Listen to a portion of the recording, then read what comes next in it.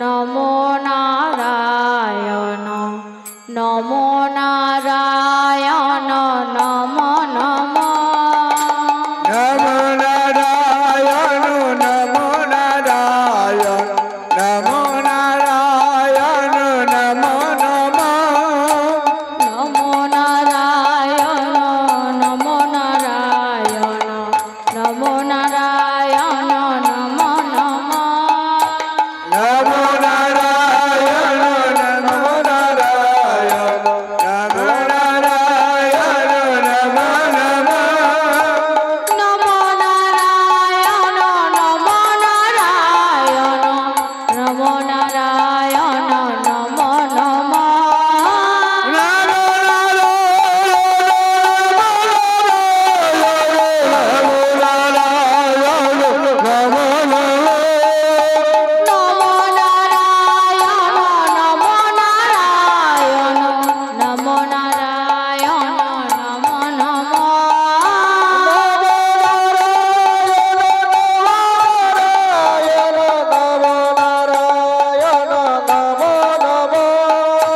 নমো নারায়ণ নমো নারায়ণ নমো নারায়ণ নমো নমো নমো নারায়ণ নমো নারায়ণ নমো নারায়ণ নমো নমো হে সুতং গুণাতীতং গুণত্রয়সমন্বিতং লোকনাথং ত্রিলোচন পীতাম্বর হরি ইন্দ্রিবরদল শ্যাম শঙ্খ চক্র গদা পদ্মধারী নারায়ণং চতুর্বাহু শ্রীপদ ভূষিতম গোবিন্দং গোকুলানন্দং গোবিন্দং হরি গোবিন্দং গোকুলানন্দং গোবিন্দং হরি ইন্দ্রিবরদল শ্যাম শঙ্খ চক্র গদা পদ্মধার নারায়ণ হৃদয় চ গোবিন্দ জগদ্ধিতায়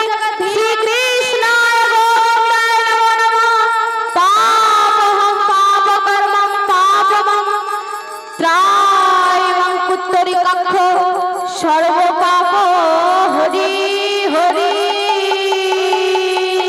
নমো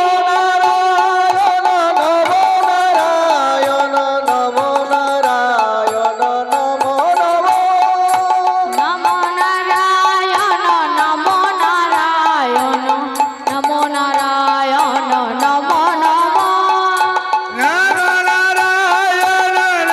নারায়ণ নমো নারায়ণ নমো নমো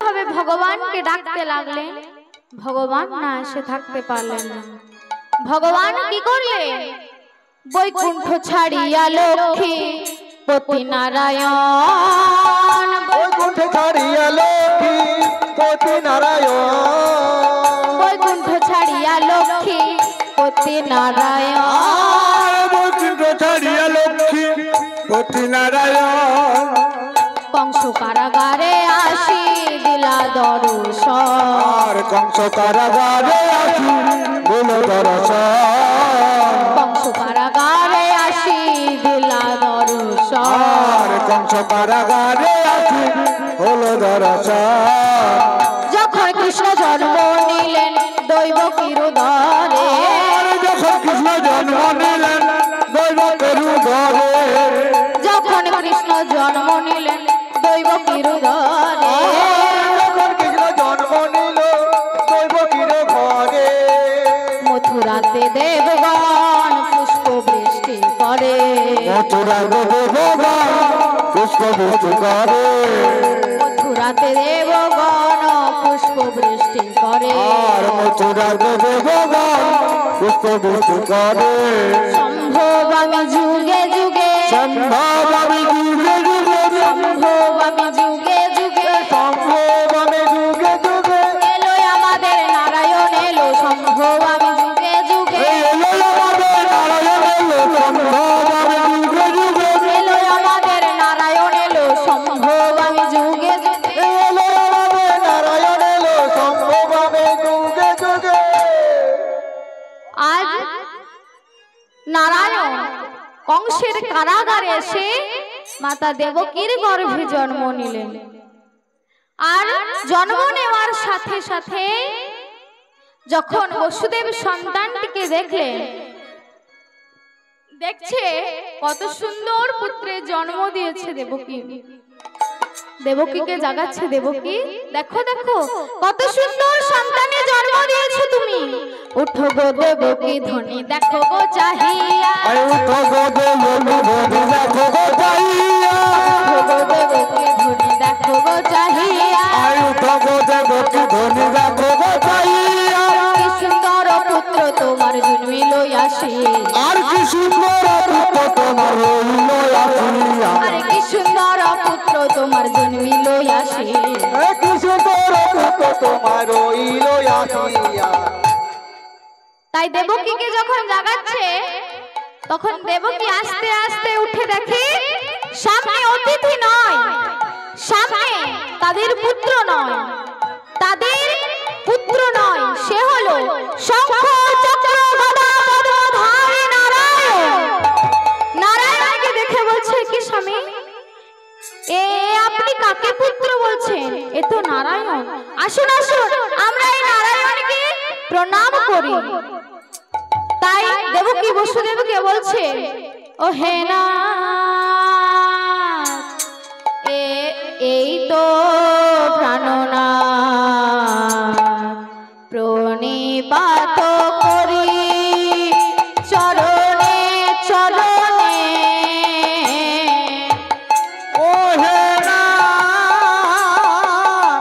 ও প্রাণনাথ, প্রণিপাত করি চরণে চরণে, ও হে না ও প্রাণনাথ, প্রণিপাত করি চরণে,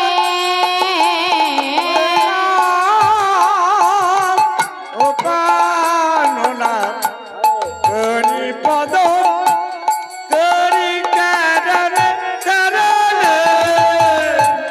কেমনে চিনিবে তারে, চিনিতে না রে বেদ পুরাণে, কেমনে চিনিবে নারে, চিনিতে নারে বেদ পুরাণে, কেমনে চিনিবে তারে, চিনিতে না রে বেদ পুরাণে, কেমনে চিনিতে নারে, চিনতে নারে বেদ পুরাণে।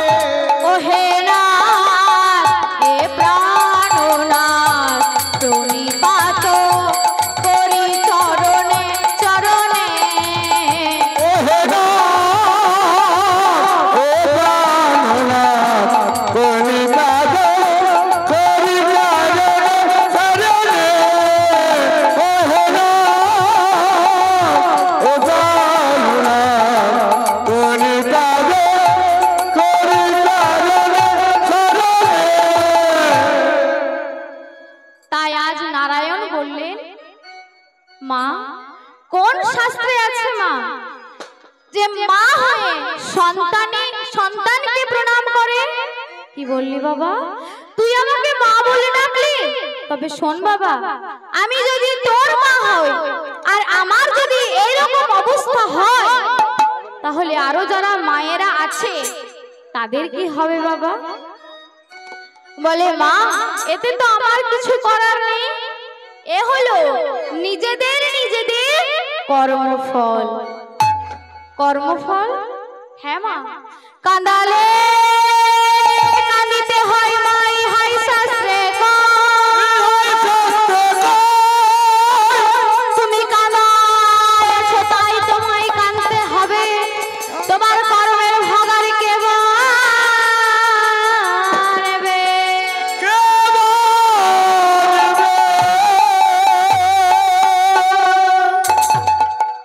আমি আবার কাকে কাঁদালাম?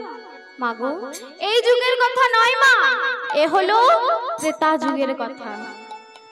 আমি ছিলাম রাম, আমি যখন বনবাসে গিয়েছিলাম তোমার জন্য আমি বনবাসে গিয়েছিলাম। তুমি আমার পিতার থেকে দুটি বর চেয়েছিলে।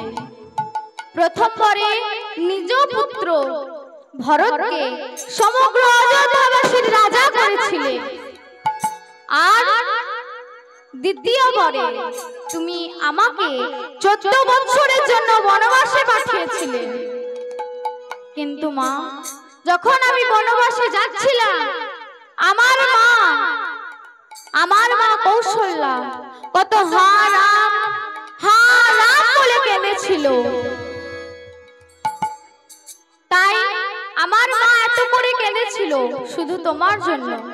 তাই এখন তোমাকেও কাঁদিতে হবে মা, কাঁদিতে হবে মা, হবে মা, কাঁদিতে হবে মা। 14 বছর কারাগারে কাঁদিতে হবে মা, আগে 14 বছর কারাগারে কাঁদিতে হবে মা, 14 বছর কারাগারে কাঁদিতে হবে মা, আগে 14 বছর কারাগারে কাঁদিতে হবে মা। মাগো, সেই মা আমাকে কত কষ্ট করে পেয়েছিল মা, আর তুমি আমাকে পেয়েও আমার মর্ম দাওনি। সেই মা আমাকে কত কষ্ট করে পেয়েছিল জানো? তখন আজ রাম অর্থাৎ আমার গৌর সুন্দর মাকে বলছে, মা তাহলে আজ আমি যাই। কেন রে বাবা, তুই জন্ম নিলি আমার তরে, তোকে আদর করে একটু স্তন পান না মা? অসম্ভব, আমি তোমার স্তনদুগ্ধ কখনোই পান করব না। কারণ আমি যখন রাম হয়ে 14 বছরের বনবাসে গিয়েছিলাম, কতদিন কত অনিদ্রায় অনাহারে কেটে গেছে। আমি সীতা আর লক্ষ্মণ কতদিন কত নদীর তীরে কত গাছের তলায় জীবন কাটিয়েছি। আর যখন আমি ফিরে এলাম, ফিরে আসার আগে লঙ্কার রাজা রাবণ আমার সীতাকে হরণ করে নিয়ে গিয়েছিল। তাই তখন আমি বানর সেনা, হনুমান আরো অনেক জনার সাহায্য নিয়ে আমি আমার সীতাকে ফিরিয়ে এনেছিলাম। তাই যখন সীতাকে পেলাম, হনুমানকে বললাম, হনুমান তুমি না থাকলে তো আমার এত সব হতো না, এই নাও তুমি মুক্তার মালা। বালিকে বধ করে আমি সুগ্রীবকে কিষ্কিন্ধার রাজা করলাম, আর আমি বিভীষণকে লঙ্কার রাজা করলাম। পাশে দাঁড়িয়েছিল বালি নন্দন অঙ্গদ। অঙ্গদকে বললাম, অঙ্গদ আমার জন্য তোমার পিতাকে মারা যেতে হয়েছে, তুমি কি চাও? অঙ্গদ বললেন, প্রভু আপনি তো আমাকে না চাইতে অনেক কিছু দিয়ে দিয়েছেন, আমার আর কিছু চাই না। সত্যি করে বলো, তোমার কি কিছু চাই? তখন অঙ্গদ আমায় বলল, প্রভু আমার চাই বলতে একটাই কথা, আমি যেন আমার পিতৃহত্যার প্রতিশোধ নিতে পারি। বল হরি বল, হরি বল। দাঁড়া একটু গল্প, একটু দাঁড়া। আমাদের রাখি দাসের কণ্ঠে কীর্তন শুনে তাই আজ প্রভু বললেন, শোনো মা, বালি নন্দন অঙ্গদকে আমি বললাম, তাই হবে অঙ্গদ। তুমি যখন পিতৃহত্যার প্রতিশোধ চাও, আমি তোমাকে তাই দিলাম। কারণ সে ভালোই জানে যে রামই তার পিতা অর্থাৎ বালিকে হত্যা করেছিল, কিন্তু তাও সে বলল আমি যেন পিতৃহত্যার প্রতিশোধ নিতে পারি।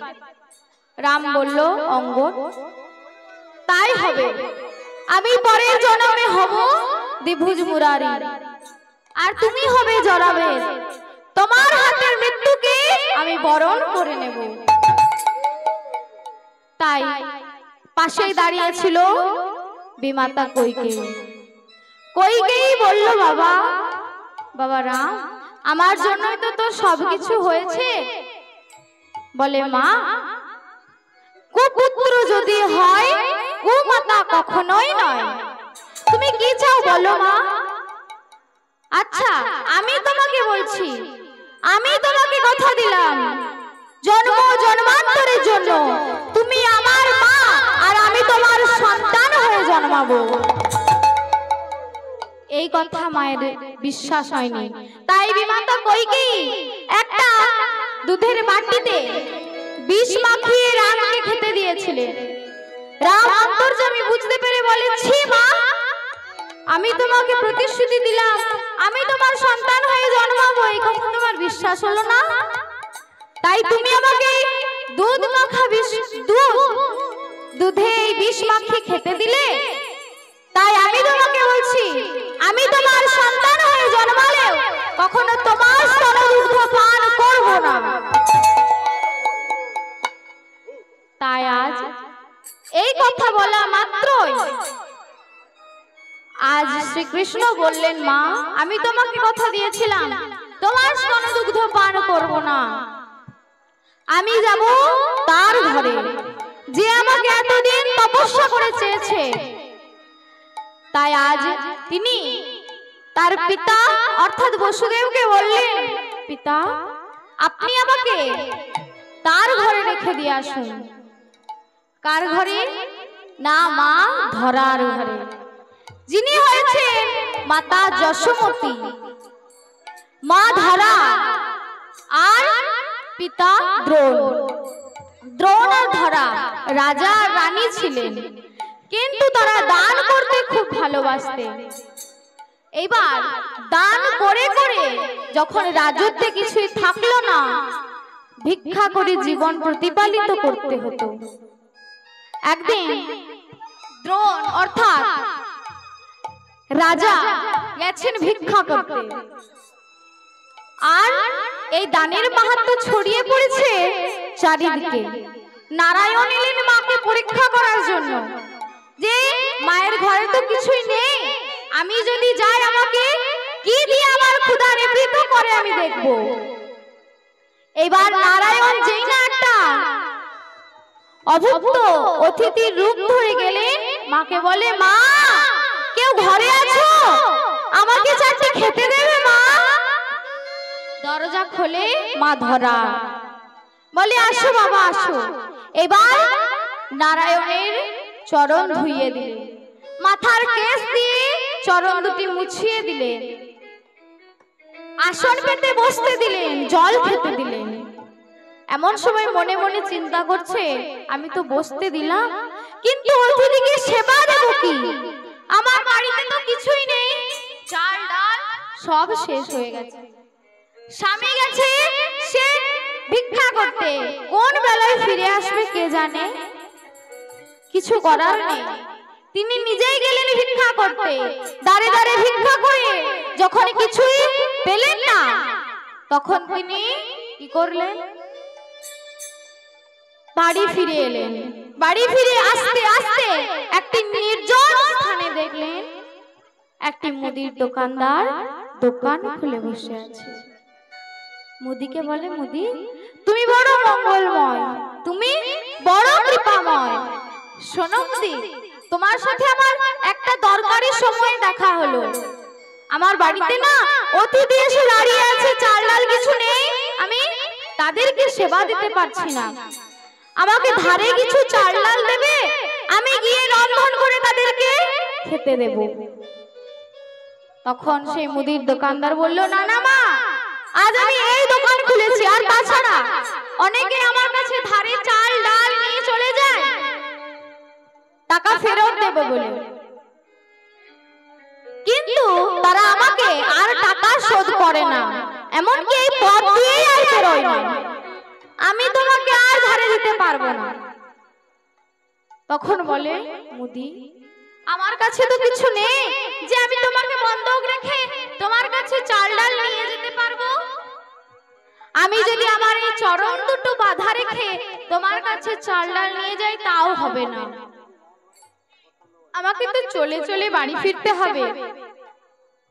এই হাত দুটি বাধা দিলেও হবে না, হাতে করে আমাকে রন্ধন করতে হবে, নয়ন দুটি বাধা দিলেও হবে না, আমাকে নয়নে দেখে দেখে বাড়ি ফিরতে হবে যে।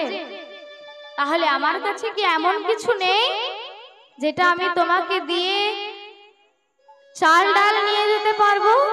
মনে পড়েছে মুদি, আমি তোমার কাছে আমার বাম স্তন বাঁধা রেখে চাল ডাল নিয়ে গিয়ে তোমার আমার অতিথি ক্ষুধা নিবৃত্ত করব। পারবে মা? এই নাও ছুরি।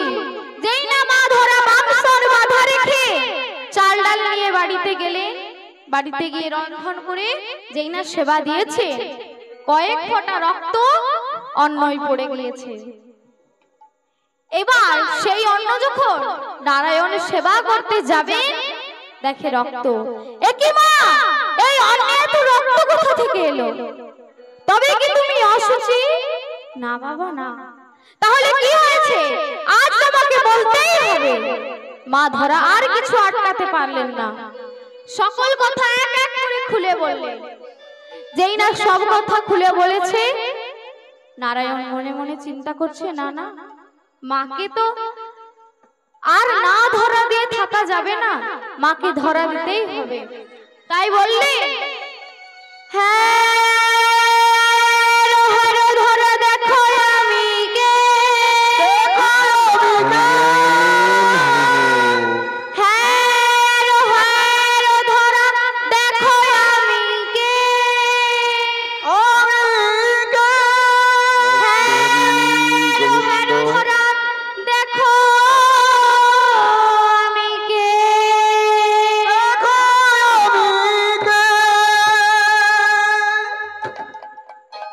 সামনে দেখে অতিথি নয়, শঙ্খ চক্র গদা পদ্মধারী নারায়ণ। নারায়ণকে দেখে যেই না প্রণাম করতে যাবে, বলে মা তুমি আমার যেইভাবে ক্ষুধা নিবৃত্ত করেছো, আমি তোমাকে কথা দিলাম তোমার ওই যুগল স্তনে আমি বাঁধা রব মা।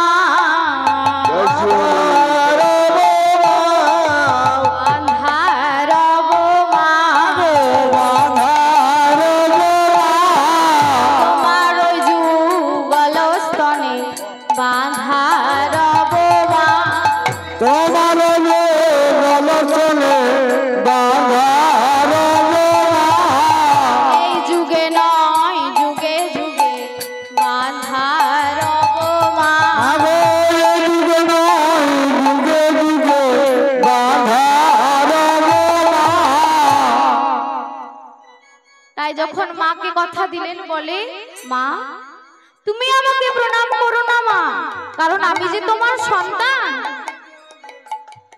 তাই আজ মা কইকেই অর্থাৎ মা দেবকীকে বলছে, মা গো আমি যে তাকে কথা দিয়েছিলাম আমি তার কাছে যাব, তার স্তনদুগ্ধ সর্বপ্রথম পান করব। তাই আজ তুমি এখানে পড়ে পড়ে কাঁদবে আর আমি তোমাকে ত্যাগ করে চলে যাব। তুমি কেমন করে কাঁদবে জানো মা? যেমন কেঁদেছিল আমার মা, কেঁদেছিল আমার মা, কেঁদেছিল আমার মা, কেঁদেছিল আমার মা, কৌশল্যায় আমার মা, কেঁদেছিল আমার মা, কৌশল্যায় আমার মা, ছিল আমার মা, কৌশল্যায় আমার মা, কেঁদেছিল আমার মা, কৌশল্যায় আমার মা, কেঁদেছিল আমার মা, কৌশল্যায় আমার মা, কেঁদেছিল আমার মা। তাই মা আজও তোমাকে কাঁদতে হবে আমার মায়ের মতো, আমি তোমাকে ছেড়ে চলে যাব। তাই যখন বললো আমি তোমাকে ছেড়ে চলে যাব, বসুদেবকে বললেন, পিতা তুমি আমাকে ওই নন্দ রাজার ঘরে দিয়ে এসো। নন্দ রাজার ঘরে বসুদেব নিয়ে যাচ্ছে, কিন্তু বাইরে প্রচন্ড পরিমাণে বৃষ্টি হচ্ছে।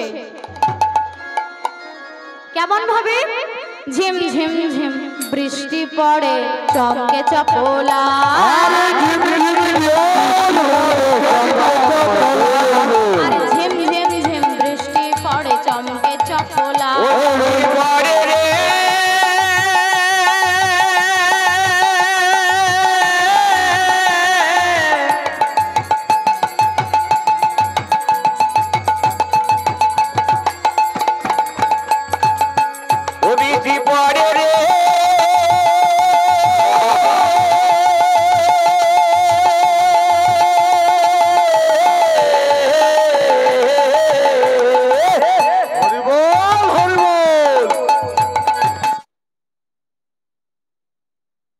বৃষ্টি পড়ে চমকে চপলা মিষ্টি পড়ে চমকে চপলা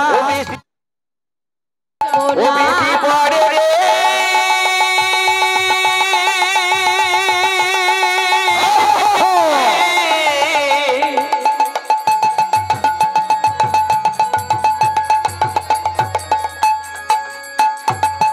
বৃষ্টি পড়ে রে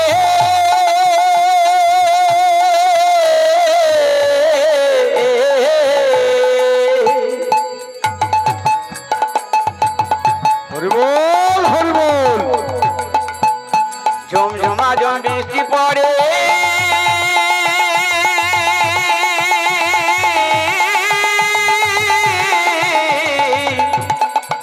বৃষ্টি পড়ে ঝুম ঝুম ঝুম বৃষ্টি পড়ে চমকে চপলা আর গুড়ুম গুড়ুম বজ্রনাথ প্রাণ উঠোলা গুড়ুম গুড়ুম বজ্রনাথ করে উঠলা আর গুড়ুম গুড়ুম বজ্রনাথ প্রাণ উঠোলা গুড়ুম গুড়ুম বজ্রনাথ উঠবে না আর থর থর কাঁপছে দেখো পবনের বাতাস আর থর থর কাঁপছে দেখো পবনের বাতাস থর থর কাঁপছে দেখো পবনের বাতাস আর থর থর কাঁপছে দেখো পবনের বাতাস আর ধরাস করে খুলে গেল বদ্ধ কারাগার খুলে গেল বজ্রনাথ ধরাস করে খুলে গেল বদ্ধ কারাগার ধরাস করে খুলে গেল বজ্রনাথ যাই রে অসুর আয় রে রসুল যাই রে অসুর ওরে যায় রে রসুল কোলে লয়ে সদ্য শিশু যাই রে বসু ওরে কোলে লয়ে ছোট শিশু যায় রে রসুল কোলে লয়ে সদ্য শিশু যাই রে বসু ওরে কোলে লয়ে ছোট শিশু যায় রে রসুল বসুদেব ছেলেটিকে কোলে নিয়ে চলে যাচ্ছে আর যেই না এসে পৌঁছেছে যমুনার তীরে এসে প্রচন্ড পরিমাণে বৃষ্টি হচ্ছে। এবার যেই না প্রচন্ড পরিমাণে বৃষ্টি হচ্ছে, এই বৃষ্টি দেখে বসুদেব মনে মনে চিন্তা করছে, হায় হায় রে, তবে কি আমি আর ছেলেটাকে রক্ষা করতে পারবো না? তাই বসুদেব সেই ছেলেটিকে নিয়ে জলে নামতে পারছে না। এমন সময় অনন্তনাগ সে আজকে চিন্তা করছে, হায় হায় রে, যার হাতে ভব ভয় হারি সে আজ ভয় পেয়েছে। যাই প্রথম সেবাটা আমিই করি। অনন্তনাগ গিয়ে তার বিশাল ফোনা ছত্রের ন্যায় ধারণ করলেন। আর যেই না ছত্রের ন্যায় ধারণ করেছে, বসুদেব দেখে হঠাৎ বৃষ্টি থেমে গেল। যেই না দেখে বৃষ্টি থেমে গেছে, বসুদেব যাচ্ছে ছেলেটিকে মাথায় নিয়ে। কেমন ভাবে? অনন্ত ধরিল ছত্র ফণা বিস্তারিয়া, ফণা বিস্তারিয়া। অনন্ত ধরিল ছত্র ফণা বিস্তারিয়া, ফণা বিস্তারিয়া। অনন্ত ধরিল ছত্র ফণা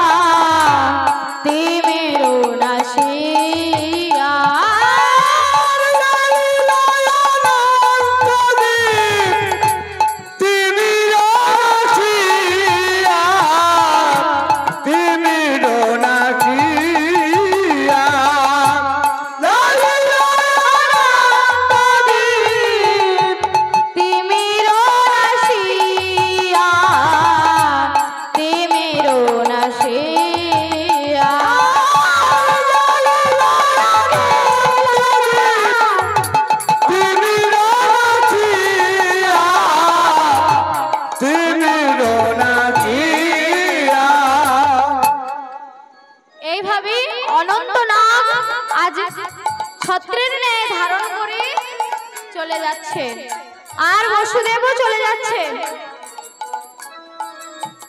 এবার যেই না মধ্য যমুনার কাছে এসেছে, দেখে যমুনায় প্রচুর জল, ছেলেটাকে নিয়ে যাব কিভাবে? এমন সময় মা যোগমায়া, পূর্ণমাসী মা যোগমায়া মনে মনে চিন্তা করছে, পিতা বসুদেব তো নিয়ে যেতে পারছেন না, আমাকে কিছু করতে হবে। তাই আজ পূর্ণমাসী মা যোগমায়া একটি শ্রীগালিনীর রূপ ধরে চলে যাচ্ছেন বসুদেবকে সাহায্য করবেন বলে। শ্রীগালিনীর রূপ ধরে মধ্য যমুনায় এসে পেরিয়ে যাচ্ছে, আর বলছে কেমন ভাবে পেরিয়ে যাচ্ছে? পূর্ণমাসী যোগমায়া শ্রীগালিনী হইয়া, পূর্ণমাসী যোগমায়া শ্রীগালিনী হইয়া, পূর্ণমাসী যোগমায়া শ্রীগালিনী হইয়া, পূর্ণমাসী যোগমায়া শ্রীগালিনী হইয়া, শ্রী যমুনার মাঝে আমার দর্শন দিলা, শ্রী যমুনার মাঝে মায়া আমায় দর্শন দিয়া, যমুনার মাঝে মায়া আমার দর্শন দিলা, শ্রী যমুনার মাঝে মায়া আমায় দর্শন দিয়া। আইরে বসু, আইরে বসু, আইরে বসু, আইরে বসু, আইরে বসু, আইরে বসু, আইরে বসু, আইরে বসু, আইরে বসু, আইরে বসু, আমি পার হয়ে যাই বনের পশু, আইরে বসু, আইরে বসু, পার হয়ে যায় বনের পশু, আইরে বসু, আইরে বসু, পার হয়ে যায় বনের পশু, আইরে বসু, আইরে বসু, পার হয়ে যায় বনের পশু, আইরে বসু, আইরে বসু। শ্রীগালিনী কথা বলতে পারে না, তাই ইশারা ইঙ্গিতে একবার বসুদেবের দিকে, একবার তীরের দিকে তাকায়। বসুদেব এইটা দেখে মনে মনে চিন্তা করছে, যা এই সামান্য শ্রীগালিনী পেরিয়ে যাচ্ছে, আমি কেন পারবো না? তাই বসুদেবও জলে নেমে পড়লেন। গিয়ে যেই না মধ্য যমুনায় গিয়েছে, হঠাৎ দেখে শ্রীগালিনী নেই, আর যমুনার জল সামনে যেমন পিছনে তেমন। তাই আজ বসুদেব চিন্তায় পড়ে গেলেন, আর এমন সময় যমুনা সেই সন্তানটিকে বসুদেবের হাত থেকে কেড়ে নিলেন। বসুদেব সেই সন্তানটিকে জলের মধ্যে হাত দিয়ে দিয়ে খুঁজছে, কিন্তু খুঁজলে কি হবে? সে ছিল যমুনার হাতে, কারণ প্রভু তাকে কথা দিয়েছিলেন যে তাকে যুগল চরণ দেবে। তাই যমুনা প্রভুকে পেয়ে বলে, প্রভু তুমি যে আমায় বলেছিলে যুগল চরণ দেবে, তাহলে আমার যুগল চরণ কই? আমার রাধা রানী কই? বলে যমুনা, আজ তোকে আমি যুগল চরণ দিতে পারবো না, কিন্তু আমি তোকে যুগল চরণ দেব যেই দিন রাধা যাবে মথুরাতে দধির পশরা মাথে, রাধা যাবে মথুরাতে দধির পশরা হাতে, রাধা যাবে মথুরাতে দধির পশরা মাথে, রাধা যাবে মথুরাতে দধির পশরা হাতে, সেই দিন দেখাবো যুগল মিলন ও যমুনা, সেই দিন দেখাবো যুগল ও যমুনা, সেই দিন দেখাবো যুগল মিলন ও যমুনা, সেই দিন দেখাবো যুগল মিলন ও যমুনা। আরে দেখাবো সেদিন, দেখাবো সেদিন, দেখাবো সেদিন, দেখাবো সেদিন, রাধা যাবে যেদিন দেখাবো সেদিন, যাবে যেদিন দেখাবো সেদিন, তোমার পক্ষে করবো বিলাস যাবে যেদিন দেখাবো সেদিন। চন্দ্রের গর্ব মিলন যাবে যেদিন দেখাবো সেদিন। তাই আজ তুমি আমাকে আমার পিতার কাছে ফিরিয়ে দাও। যমুনা সেই সন্তানটিকে পিতার কাছে ফিরিয়ে দিলেন। পিতা